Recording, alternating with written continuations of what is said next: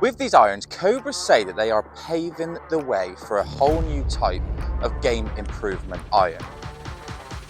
And straight away, I think I can see why.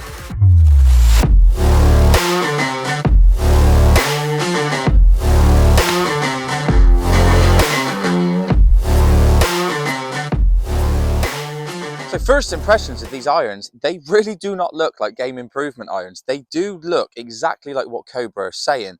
They look like a compact player's iron, but they're just full of forgiveness, but you just wouldn't assume it to be a forgiveness iron when they're this compact. The top line is slightly thicker than the standard Cobra Forged TEC iron, but for a game improvement iron, it certainly doesn't look that big. With regards to just the looks themselves, I think Cobra have nailed it. The chrome and just the flash of black on the back look really, really slick and look really nice. Yeah, I think they look great. So when it comes to the tech of these irons, there is actually quite a lot going on, simply because they've had to pack so much forgiveness into this small little head. So it is a hollow head design. So we do see the weight in the toe just to give us that stability, and then that hollow head is filled with magic foam. I don't know what that foam is, it's just magic. They are quite strong lofted, but there is a big lot of tungsten weighting towards the bottom of this club to give us a lower centre of gravity to help us get the ball in the air. There is a PWRSHELL technology face, which is basically a thin face, which then is allowing a greater ball speed, which, let's face it, for forgiveness irons, that's exactly what we need. And the whole Forged TEC side of it is basically there is a forged face insert, but that has been modified a bit with these clubs, which is then given a greater, bigger sweet spot, again, all adding to that forgiveness. So like I just said about the TEC, these are very strong lofted clubs, like all game improvement irons. So I've been hitting these a lot, whether it's on the range, whether it's on the course using the Garmin, to get some numbers. And the first thing I will say is that they go miles. So that is what we're sort of expecting from those sorts of lofts. But then I did also notice that we got a really nice height ball flight, like this 4 iron I've just hit here. It's got really high up, but it was a really penetrating, lovely ball flight. But one thing that I was really interested to see, one thing that lets all game improvement irons down, is the spin number. Because of that launch, because of that power, we tend to lose some spin. And whereas at this time of year, that isn't always great, because what we'll find is that we would struggle to hold a green with our lower irons, like our 9s, our pitching wedges, our 8 irons. It is then when we start to see the disadvantage of having a game improvement powerful iron. With using the Garmin, the spin numbers were still a little bit low compared to ideally what we would like to see. But then that's just being a little bit finicky, really, because if someone's after a game improvement iron, it's more so about that forgiveness and that distance they're after. But anyway, that's just numbers on the screen. So I'm literally going to hit some balls here into this green, where basically we need to get the flight, we need to get the carry, but we also need it to stop. If you are new here, do me a favour, just hit subscribe, like the video, drop a comment about how we can make things better, what you would like to see in future on videos. Really would like to hear your feedback, and a massive thank you to our page sponsor, Clubhouse Golf. Without them, this sort of video wouldn't be available for us to do. I'm going to put the link in the description that will take you to their website to look at these clubs in more detail, and also show you the live pricing for when you're watching this video. Right, so all we're going to do here is I've put myself in the perfect position for a pitching wedge, and all I'm interested in is how well they're going to stop on this green. You would sort of want, with the pitching wedge, to get a bit of stop. Such a lovely strike.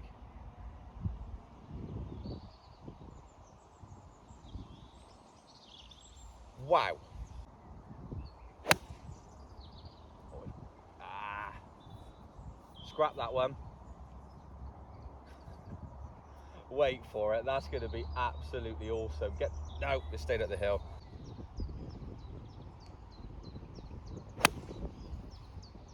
Right, I haven't hit that very good. Quite far off the toe. Even that seems to have stopped. I'm really impressed. Something that does have to be said about these is that they just feel so nice. Especially when you hit one well, but even when with a bit of a miss hit, you know it's happened, but it's not incredibly bad feeling. It's really nice compared to like a lot of forged irons. You know, you hit one bad, it's like, ow.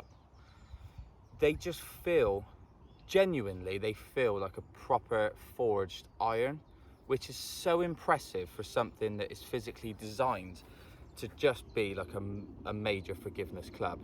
I think they've absolutely nailed that. So the other drawback to using game improvement irons is workability. And before at this point you go, ah, that's not me, I'm not good enough for that. You are, trust me. This isn't about fading, drawing, keeping them low or anything. This is about round the greens, where you need to use like a little bump and run and things like that. With a game improvement iron, typically, that's quite difficult to do because even the smooth, slow little bumps come out super, super hot. And after some of the testing that I've done, when these are actually showing an ability to sort of stop and spin a little bit, I'm intrigued to see what they're like here.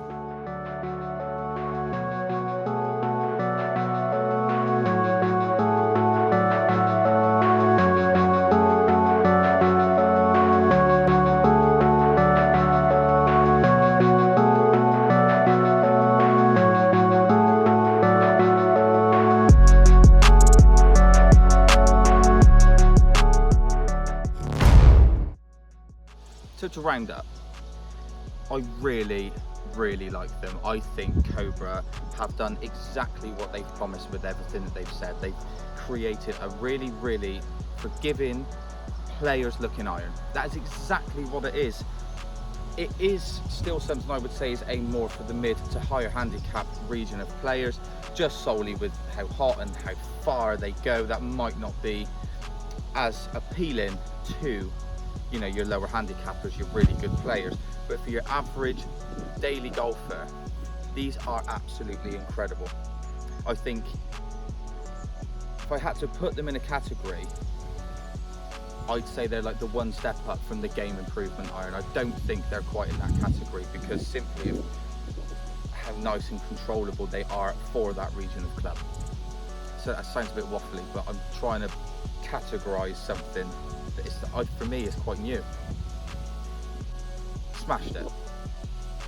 Really, really smashed it. Good job, Cobra. Guys, thank you for watching this video. I've been Jack.